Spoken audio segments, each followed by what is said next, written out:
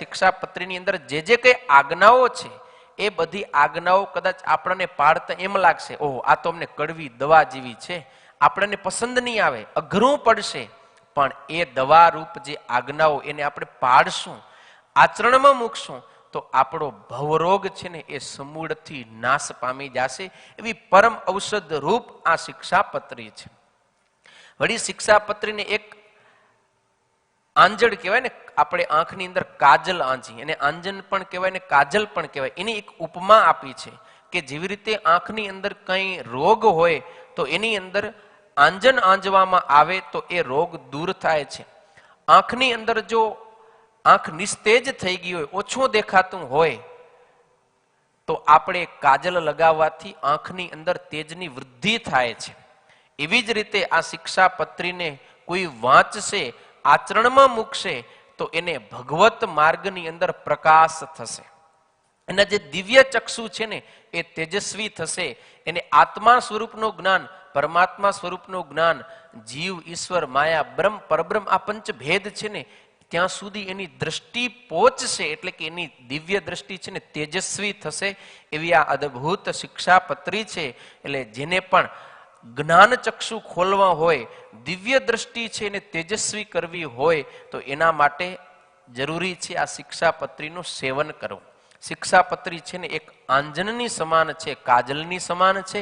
આપણે હર હંમેશ આપણા નેત્રની સામે આ શિક્ષાપત્રીને રાખવી જોઈએ, અર્થાત કે એને પૂછીને જ આપણે હરેક કાર્ય કરવું જોઈએ. આપણી દ્રષ્ટિ હંમેશા શિક્ષાપત્રીમાં રહેવી જોઈએ. મતલબ આપણે જે કંઈ ક્રિયા કરીએ છીએ એ શિક્ષાપત્રીને પૂછીને જ આપણે ક્રિયા કરવી જોઈએ. શિક્ષાપત્રીને પૂછ્યા વિના ક્યારે પણ કોઈ ક્રિયા આપણે એમને એમ કરવી જોઈએ નહીં.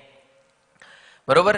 હવે આ શિક્ષાપત્રી છે એનું અવતરણ ભગવાન સ્વામિનારાયણે કોના માટે કર્યું છે? તો આમાં કહ્યું છે, નાના દેશ નિવાસી શિષ્ય જનતામ ઉદ્દિશ્ય યા વિસ્કૃતા સાક્ષાત અક્ષરવાસીના નૃવપુષા નારાયણેન સ્વયં સ્વાતમ સંગ્રથિતા સિપાવનિ સતાનંદર્ષિણા ગ્રંથતઃ શિક્ષાપત્રી ભવાપહંત્રી ભવતીમ અંબાન્વહમ ચિંતયે. શિક્ષાપત્રીનો ભગવાન સ્વામિનારાયણ અવતરણ કોના માટે કર્યું? તો કીધું છે કે નાના દેશ નિવાસી શિષ્ય જનતામ, ભારત દેશના અનેક નાના નાના પ્રદેશોની અંદર પોતાને આશ્રિત જે શિષ્ય સમુદાય છે, પોતાના ભક્તજનો છે, એને ઉદ્દેશીને કોણે લખી છે? તો કે સાક્ષાત અક્ષરવાસીના નૃવપુષા નારાયણેન સ્વયં, જે અક્ષર બ્રહ્મધામના નિવાસી છે, અધિપતિ છે, એ આ ધરાતલ ઉપર મનુષ્ય રૂપ ધારણ કરી અને સ્વામિનારાયણ ભગવાન રૂપે વર્તી રહ્યા છે, અત્યારે જયકાર પામી રહ્યા છે. એવા ભગવાન સ્વામિનારાયણે પોતાના ભક્તજનોના હિતાર્થે આ શિક્ષાપત્રીનું અવતરણ કરેલું છે. એ શિક્ષાપત્રી સતાનંદ સ્વામીએ સત્સંગી જીવનની અંદર ગ્રંથિત કરેલી છે. એવી હે મા શિક્ષાપત્રી, અમે સૌ તમારું પ્રતિદિન ચિંતન કરીએ છીએ, તમારું ધ્યાન કરીએ છીએ, તમને નમસ્કાર કરીએ છીએ. શિક્ષાપત્રી છે ને વાલા ભક્તજનો આપણી માં છે. એમ આપણે જેમ ગઈકાલે શિક્ષાપત્રીને ભગવાનનું સ્વરૂપ સમજ્યા હતા, હવે શિક્ષાપત્રીમાં આપણે બીજો ભાવ આરોપણ કરવાનો છે. ગઈકાલે આપણે ભગવાનનું વાંગ્મય સ્વરૂપ એટલે સાક્ષાત ભગવાન સમજ્યા. હવે એ ભગવાન એ શિક્ષાપત્રી સ્વરૂપે આપણી માતા છે.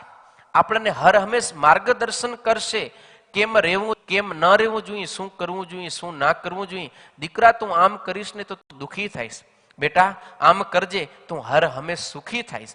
આ રીતે જેમ માતા પોતાના દીકરાનું માર્ગદર્શન કરે છે, એને હર હંમેશ સુખી થાય એવા ઉપાયો બતાવે છે, એની જ પેઠે આ શિક્ષાપત્રી મને અને તમને માતા બની અને આપણું માર્ગદર્શન કરનારી છે.